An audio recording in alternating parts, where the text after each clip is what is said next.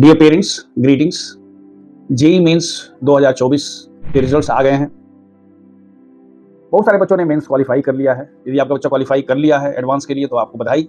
लेकिन यदि आपका बच्चा क्वालिफाई नहीं किया है तो निश्चित रूप से आपको लगता होगा कि आपके सपनों पर पानी फिर गया। आपके दुखी होने के अपने बिल्कुल वाजिब कारण हैं और आपको दुखी होना चाहिए, क्योंकि अगर पेरेंट्स दुखी नहीं होंगे तो कौन दुखी होगा। हमें पता है कि आपका अपना सपना तो था ही, साथ साथ सामाजिक प्रेशर भी है, रिलेटिव्स का प्रेशर है, और आपने अपनी औकात से आगे जाकर के बच्चे के पढ़ाई लिखाई पर, उसके कोचिंग पर, उसकी किताब पर, उसके हॉस्टल पर आपने खर्च किया। और आपने जब खर्च किया तो साथ साथ एक्सपेक्टेशन भी था, आपकी उम्मीद भी थी कि हाँ भाई इतना खर्च करें तो हमारा बच्चा उस हिसाब से सफल हो जाएगा। अगर आप उसमें खर्च करते समय इसको दिमाग में नहीं रखते तो आपको उतना दुख नहीं होता, लेकिन एक्सपेक्टेशन सब पेरेंट्स को होता है, आपको भी था, तो निश्चित रूप से आपको जरूर खराब लग रहा होगा। लेकिन बच्चे का इस परीक्षा में नहीं हुआ, इसके लिए सिर्फ और सिर्फ बच्चा ही दोषी है क्या? आप कुछ समय के लिए लॉजिकली बच्चे की जगह पर अपने आप को रख करके सोचिए। इस साल जेई के का कट ऑफ करीब 2.45% ज्यादा ऊपर चला गया। रिजर्वेशन का अलग चक्कर है। बच्चा आपका कोविड की मार झेलते हुए यहां पहुंचा है।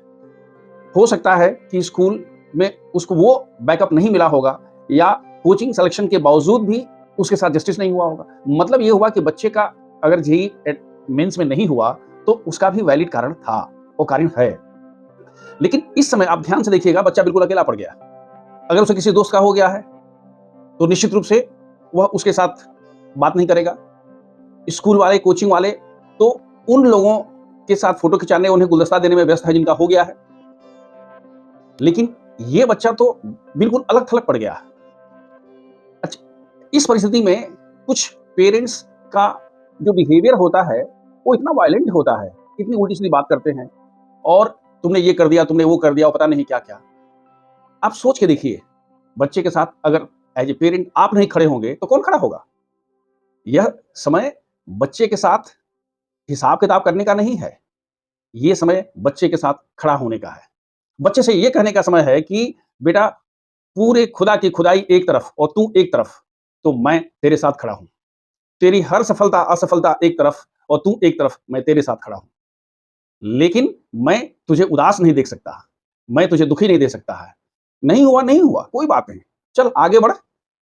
और बहुत से हजारों रास्ते हैं।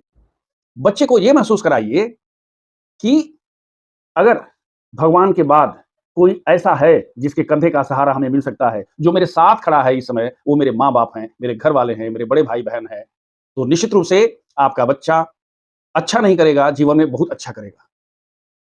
मित्रों, 40 वर्षों से अधिक से मैं टीचिंग प्रोफेशन से जुड़ा हुआ हूं।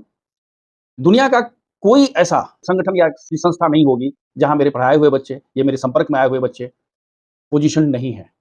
लेकिन हर बच्चा आईटी से नहीं गया है। इसलिए आप ये मत मान के चलिए कि आईटी में नहीं हुआ तो ये अंतिम रास्ता सा बंद हुआ। ये हजारों रास्तों में से एक रास्ता है जो उसके लिए सूटेबल नहीं था। इसके बावजूद भी अगर आपको ये लगता है, अपनी तरफ से आप ये मत थोपिए कि नहीं तुम रिपीट कर लो, तुम ये कर लो, तुम वो कर लो। कुछ दिन तक बच्चे को शांति से रहने दीजिए, उसको नॉर्मल होने दीजिए, उसका इक्विपॉइस मेंटेन करने दीजिए। सिर्फ उसको ये महसूस कराइए कि आप उसके साथ खड़े हैं।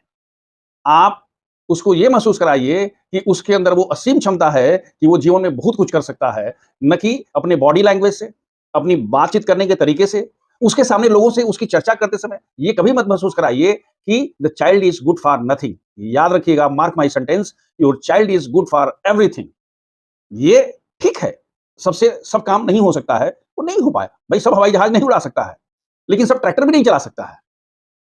मेरे कहने का तात्पर्य यह है, आप इस दुनिया के बड़े भाग्यशाली हैं कि आपका बच्चा इस स्थिति में है कि वो कुछ ना कुछ कर रहा है, आगे बढ़ रहा है, करने की कोशिश कर रहा है। सिर्फ और सिर्फ आपका सहयोग, आपका सानिध्य, और आपको फैसिलिटेट करना है। याद रखिएगा, आप बच्चे की लड़ाई आप नहीं, लड़ाई तो बच्चे को ही लड़ना है। आप फैसिलिटेट कर सकते हैं, लेकिन बच्चे को सुविधा देने के साथ-साथ अगर साथ क्या करते हैं, अगर थोड़ा प्रवचन भी पिला देंगे, भाषण भी दे देंगे, तो सब किया कराया मिट्टी में मिल जाएगा। इसलिए डियर पेरेंट्स, आपसे हाथ जोड़ करके मेरी प्रार्थना है कि ये समय है बच्चे के साथ खड़ा होने का, बच्चे का आत्मविश्वास जगाने का, बच्चे को ये महसूस कराने का कि ईश्वर के बाद अगर कोई उसके साथ खड़ा है और उसका कोई दुनिया में सबसे बढ़िया दोस्त अगर है, तो इस कठिन समय में सिर्फ़ और सिर्फ़ उसके माँ-बाप हैं। एक आदर्श माँ-बाप बनिए और आपका बच्चा जीवन में ज़रूर सफल हो जाएगा, ये मैं आपको गारंटी देता हूँ, मैं आपको लिख के दे सकता हूँ। सिर्फ़ वो सही रास्ते पर रहे, अपना बेस्ट दे और आप उसके लिए ईश्वर से प्रार्थना कीजिए, उसको सब सुविधा उपलब्ध कराइए, उसके हर उतार-चढ़ाव में उसके साथ खड़े रहिए। आपके लिए, आपके बच्चे के लिए हम ईश्वर से प्रार्थना करते हैं। शुभमस्तु।